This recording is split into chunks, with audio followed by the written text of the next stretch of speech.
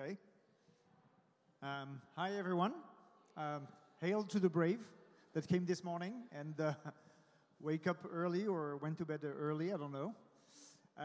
We're delighted to be here in such a, maybe we'll do a round table afterwards so we can everybody introduce themselves. I'm delighted.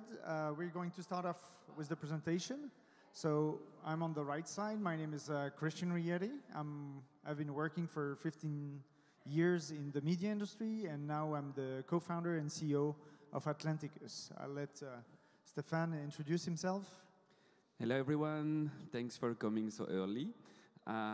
Thanks, Christian. My name is Stephane Schweitzer. I'm the founder of a TV channel called the Clubbing TV, a co-founder of Atlanticus, and I've been involved in a few NFT collections on Maker's Place or Degenerates, and I'm also the founder of a token called Clubcoin for the electronic music industry. And so I'm very involved in music for the last 25 years of my life. And this is what the panel is about, right? Yeah, exactly. We wanted to talk to you about music as an NFT and to say that things are a bit different from a PFP. So we're starting from this point of view that streaming is not a win-win for artists and labels and streaming platform. And most of all, artists are being spoiled. I mean, you know maybe the numbers, and we'll get into that. But if you're an artist, you get like roughly below 1 cent per stream.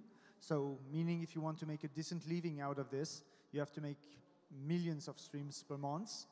And well, if you take a look at the numbers, it's like 1,000 people per country. So obviously not sustainable for the whole industry. So something has to change. And blockchain for this is clearly a game changer. We all know the basics around NFTs, that you can put rarity on a digital object, and music has been digitalized like for the last 15 years. So obviously this is a way, but as we like to say, it is early. It is very early because PFP and the music you have sweat and bloods, you have artists, are they ready to commit for rarity, not to be heard by the vast amount of people? Well, that's not sure. So with Stephane, we're going to detail a little bit what the different projects we've been working on in order to change that, or at least to find the right model to find a sustainable music industry. So Stephane, I'll let you begin with, because you're very involved in electronic music, dance music, and maybe you can start off with what you did with Amnesia. Yes. So basically what we tried to do in the last 2 years is to figure out how we can leverage the blockchain technology to music, and especially the electronic music industry. So 2 years ago, we started to think about a first NFT for a famous club in Ibiza called Amnesia, which would give a real utility in the real club, in the real life. So we came up with this collection that we did on Maker's Place, which was 100 little NFT medallions. And we've made those medallions physical as well. So we asked a boutique jewelry shop in Australia to manufacture the medallions with black onyx crystal, with silver, with an RFID chip inside. And every collector that has bought the medallion, the NFT medallion on OpenSea, was receiving the physical medallion as well. And more than just the work of art, we gave them a lifetime access to the club as a VIP customer with a guest. So every time they want to go to the club, they just show the medallion at the door. We scan them with the RFID chip. We verify that they are the owner of the NFT, and they can go in the club lifetime with their +1. And how many of there? We did 100. It was sold out pretty quickly. And we did also a mural, which is the one that you see on the left, by an Australian artist named Hipworth. He's made the mural from many different pictures and flyers of Amnesia over the last 20 years of parties and DJs playing there. And he's created this big collage, which we have also as a 2x2 inside the club. And this was sold as an auction, giving also a lifetime access to the VIP. So here we get a first glimpse of bundling together experiential and a unique access to Amnesia, a piece of physical art, and also a digital art bundled in one NFT. It was sold under auction on Maker's Place. Yes, exactly. That's correct. Then we can move on to Degenerates. Yes, Degenerates was another project where we tried to link NFTs and the electronic music industry, but this time we did it in collectibles. So we did a generative collection, 10,000 collectibles about the nightlife industry. So you'd see on the screen, we have like dancers, performers, DJs, bartenders, security guys, and then we asked international DJs if they would like to join the collection. So we've contacted many of them. We had to explain what was an NFT because I'm talking about like a year and a half ago, so they had pretty much no idea about the space and what was the tokens, the non-fungible tokens, and so on. But we've made our little work, and we've convinced a lot of them. So you can see on the pictures, we have Carl Cox, which is the king of techno. We have Sven Vath, we have Ricardo Villalobos, Paulo Kenfold, Blondish, Jamie Jones, Sven Vath, and so on. So we got 30 superstar DJs, which we included in the collection. And this collection is giving utility in the metaverse. So the owners of these NFTs are getting metaverse access to clubs, events, festivals. And for the very rare NFTs, we also gave a layer of utility or meet and greet with the DJs, special access to backstage areas. So always with this idea to give more than just the IP of the NFT or the piece of art itself, but also a usage or a utility in real life or in the metaverse. Yeah, and this is the closest you could get to a PFP applied to the clubbing industry and to the whole universe. So trying to patch a little bit the ecosystem with that. Then we, and I'm personally responsible for this, we are building up Atlanticus Music, which is a marketplace built on Binance for selling actual piece of music. So this is a different frame mindset because we go to DJs and we ask them for exclusive music.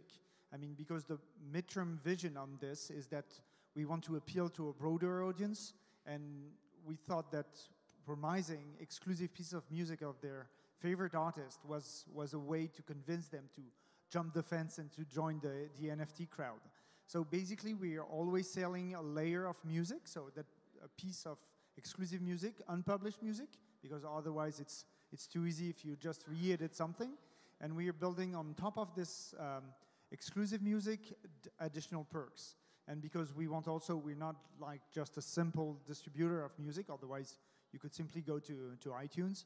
But we want also to build up this, and the midterm vision is to build up the fan club, where your NFT card will be like the access to this fan club. So that means that we have also to convince the artist, and that's like half the way to do it, because then we have to deal with the fans and to make them understand really what's an NFT and what are the perks attached to it. But the idea is really like to get them in the logic, and one way to get them to the logic is also to promise them a royalty on secondary markets, and that's a 10% royalty, so they can start to see what's their interest into providing additional perks, such as the one that Stephane described for Degenerates. So that's meet and greet, that's backstage lifetime access for the happy owner of those NFT. We are very in the rarity business, so that's below 1,000 piece. And we think the best analogy for this is art photography, because technically, like for music, you could reproduce those pieces of music to infinity, but you're just adding this layer of rarity and only to 50, 100, 500 people only owning this particular track. And then we're discussing with artists, of course, what are the rights attached to this. For now, they're remaining the entire owner of those rights, also with the publishing rights, but we're discussing for them what could be cool rights attached to this. So it could be leasing to a private concert, that could be exclusive pieces played in the metaverse in some night out there. So we're bundling all those perks into the NFT, and we're trying to seduce the artist into doing so. So the first big drop that we did on Atlanticus was with Ricardo Villalobos. He did a collab with this Catalan artist named Sixe Paredes, and together they produced this video, this loop where Ricardo is mixing in a club, and Sixe Paredes did drawings, and it's very characteristic of his art to do additional drawings. So we are almost sold out. There were like 50 pieces of this loop, and then we did also an auction on a unique one, and that the unique one was linked to Amnesia Ibiza, where the owner of this, the winner of the auction, could get a complimentary table when Ricardo Villalobos is playing at the Amnesia. So you can figure out that for a very Ricardista fan, you could like really enjoy this kind of perk that are attached to the NFT. And just to finish up the loop, then we're working on the next dimension around this. I think that was, yeah. And that is the Clubcoin that we want to attach to this. So maybe you can just yeah, so the idea of Clubcoin is to give a higher level to all these projects, like a bigger umbrella, and which would be a token, fungible this time, not an NFT, for the electronic music industry. And the way it works, we call it party to earn, because it's not only a payment method allowing you to spend club coins in clubs and festivals or online for merchandising or concerts tickets or festival tickets, it's also a cashback reward. So in the same way that when you buy airplanes, flights, you get miles, and then you spend your miles to get another flight, Clubcoin works the same way. You go to a club, you go to a festival, you spend your good nights, you spend drinks, you spend tickets, you collect some coins. And then you go to another club, another festival, you go online, you buy music from Atlanticus, whatever, you collect coins. And then after you get all these collections, then you can decide to either spend them with another partner of the ecosystem. So maybe you go back to your country and you want to buy a concert ticket, and you go to the festicket.com website. Instead of paying with credit card, you can pay with your tokens. And if ever you don't want to spend them, you go to the listing and you convert them back to fiat money, to euros or to dollars, and then you can use them in your normal day-to-day life. So that's a little bit our next project, and that's why we call it Party to Earn, because the more you party, the more you earn. And this is quite a new model that we try to apply to the whole electronic music industry. Yeah, so you get a big picture of this. So we're playing on the real-life experience. We're playing also on the PFP side of this, much as you can gamify clubbing. We play on the fundamentals of music, which is unique tracks for NFT holders, and then we add this tokenization, so to speak, about the more you party, the more you earn coins on that. So we're trying to build up the ecosystem around electronic dance music and also around clubbing. But overall, we say long is the way. I mean, it's very difficult coming in the industry where we want to convince music fans and music lovers to jump the fence to, I mean, it's probably like 1% of music fans that have a wallet. So the pedagogy and the learnings for this are still on the way. And so it would be easier to appeal directly to collectibles and like to use the same codes, but we think it's not aligned with the vision of the artist. So we are trying to build our own way in the middle ground for this. And yeah, that's it for the ecosystem around music. Thank you all. Maybe you have some questions in the attendance. I mean, we're in small group, so we can take any questions. Yeah, this is like family breakfast, so please feel free. Thank you very much, guys, for sharing all of that. Yeah, long is the way. And I think the closest that I've been to this type of new model, new thinking, is with Gala Games, that they're trying to create a new model with Gala Music, which is a server that you own, and then there are NFTs for music that can be streamed in and reproduced in a number of ways. The system there, the model is still unclear. It's still coming to, going through rounds of thinking. But my point is this: so there are some other things happening there. So what can you guys learn from it and potentially incorporate that into your thinking, into the projects that you are developing here? There's two aspects to it. Maybe Stephane wants to add something on that. But gamification is for sure one way to go that way. Then you have also what we can see on different gaming platforms, some backlash regarding NFTs, like, okay, everybody wants to introduce play-to-earn schemes, but gamers are not first really comfortable with this. I mean, some just want to pay for a game and play for this. They don't necessarily intend to get rich by playing, but of course, that's an easy way to go as well. And then secondly, you have got also to take into account what the artist wants to do.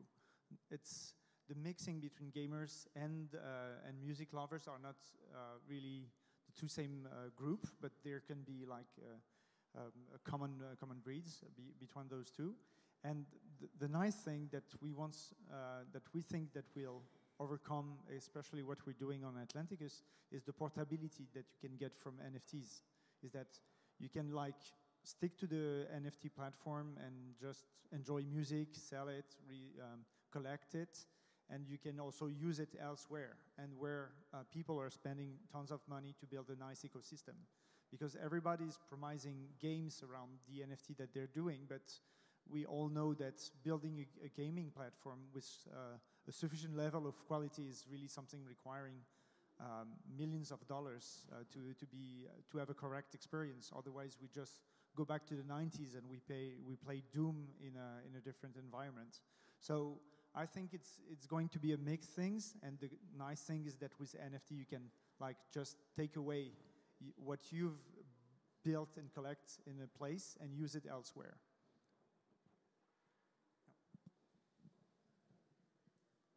Yes, thank you.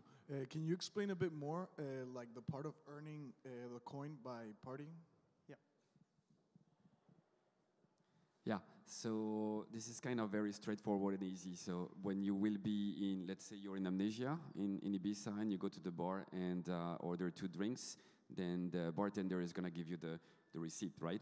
And then on the receipt, there will be like a QR code, and she will ask you if you want to settle with a credit card, with cash, or with your club coins. So what you'll do is you just scan the QR code. It will automatically open the Clubcoin app, which is your wallet and the way you're going to manage your coin.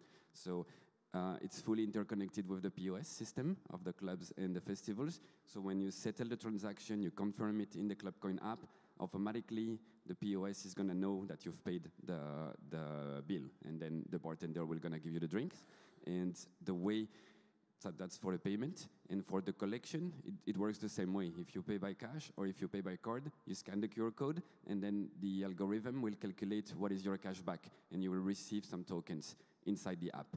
And that works for when you order drinks, when you buy tickets online, when you buy tickets at the door, when you buy merchandising on a merch platform or the store of an artist. Everywhere inside the partners of the Clubcoin ecosystem, which we're growing every day, it will work the same way. So beach clubs, restaurants, clubs, festivals, online platforms, and so on and so on. And then with the app and the coins, you can spend them in the club. Exactly. Yeah, yes, you can spend everywhere nice on the ecosystem. So, no, it's not a stable coin, you say? No, it's not a stable coin. It will be automatically indexed and calculated with the listing rate, and you will know how many coins you will need to settle, or how many coins you will earn from your spending. If you guys want more info about Clubcoin, then you can go to the Telegram or clubcoin.net, and we can chat in there, and I'll answer personally. Yeah, or simply come to us whenever you want. Thank you, everyone. Thank you, everyone. Coffee time.